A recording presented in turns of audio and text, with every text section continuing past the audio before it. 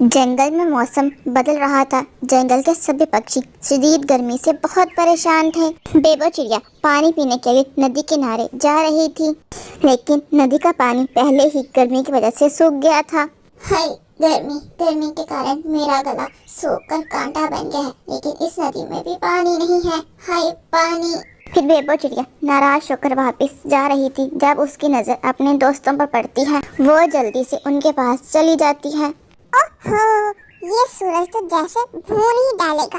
अब तो जैसे मेरे पंख भी पिघल रहे हैं। इस दफा तो सूरज आग बरसा रहा है। गर्मी के कारण जंगल के सारे पक्षी छुपकर बैठ गए हैं। मैंने ऐसी गर्मी पिछले 50 साल में कभी नहीं देखी, जो इस साल पड़ रही है। पानी पानी, न जाने कहाँ छुप गए सब नदी नाले। मैं जंगल में सारी जगह पानी ढूंढ आई हूँ, लेकिन मुझे 2 बूंद पानी तक नहीं मिला। चलो हम घने जंगल में चलते हैं, वहाँ हम सूरज की गर्मी से बच सकते हैं। फिर वो सब दोस्त मिलकर घने जंगल की तरफ चले जाते हैं।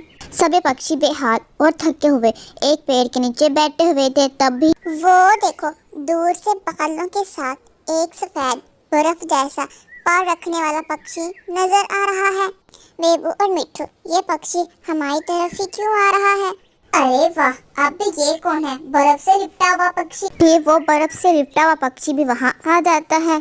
तुम कौन हो? हमने आज से पहले तुम्हें इस जंगल में कभी नहीं देखा। क्योंकि मैं इस जंगल का हूँ ही नहीं। मैं हूँ बर्फ का बादशाह। ठंडे पहाड़ों से आया हूँ, तुम्हारे जंगल को गर्मी से बचाने आया हूँ। क्या आप सच कह रहे हो? क्या आप हमारे जंगल को गर्मी से बचा सकते हो? हाँ, मैं तुम्हारे जंगल को गर्मी से बचा सकता हूँ, मगर मेरी एक शर्त है।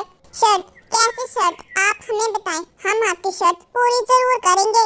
अगर तुम सब मेरे लिए बर्फ का एक किला बना दो, तो मैं ठंडी हवाएं भेजूंगा, बादलों को भी बुला सकता हूँ। हमें तुम्हारी शर्त मंजूर है।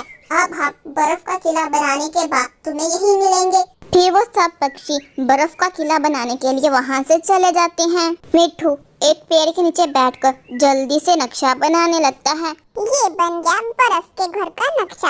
अब हम सब पक्षी मिलकर जल्दी से बर्फ का घर बना लेंगे। फिर मिट्ठू जल्दी से वो नक्शा लेकर अपने दोस्तों की तरफ जाता है।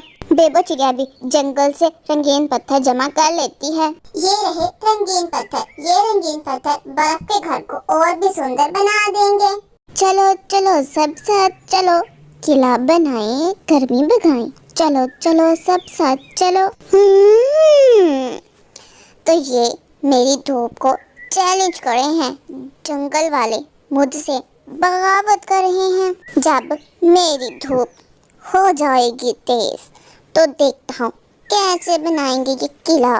सब सामान तो जमा हो गया, लेकिन इस सूरज का क्या करें? ये तो पहले से ज्यादा आग बरसा रहा है। अगर ऐसा ही चलता रहा तो हम बर्फ का घर नहीं बना पाएंगे। नहीं नहीं, हम हार नहीं मानेंगे। मेरे पास एक प्लान है, जिससे मैं सूरज को घुमा कर रख दूंगी और उसी समय तुम दोनों मिलकर बर्फ का घर बना लेना।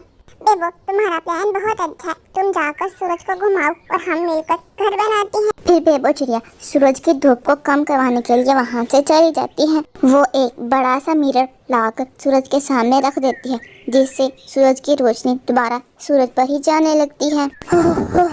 ये पक्षी तो बहुत तेज है। अगर मैंने अपनी धूप कम ना की तो ये तो गर्मी से मेरा ही बुरा हाल कर देंगे। मुझे अपनी धूप कम करना ही होगी। सूरज की धूप कम होते ही बेबो चिड़िया जल्दी से अपने दोस्तों की तरफ जाती है।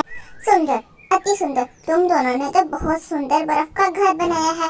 बेबो, ये सब कुछ मिट्ठू के कारण हुआ। मिट्ठू ने बहुत सुंदर नक्शा बनाया था, जिस कारण ये इतना सुंदर बर्फ का घर बना है। सुंदर, जितना सुंदर ये घर तुम दोनों ने बाहर से बनाया है, उतना ही सुंदर ये घर अंदर से भी है और ठंडा भी।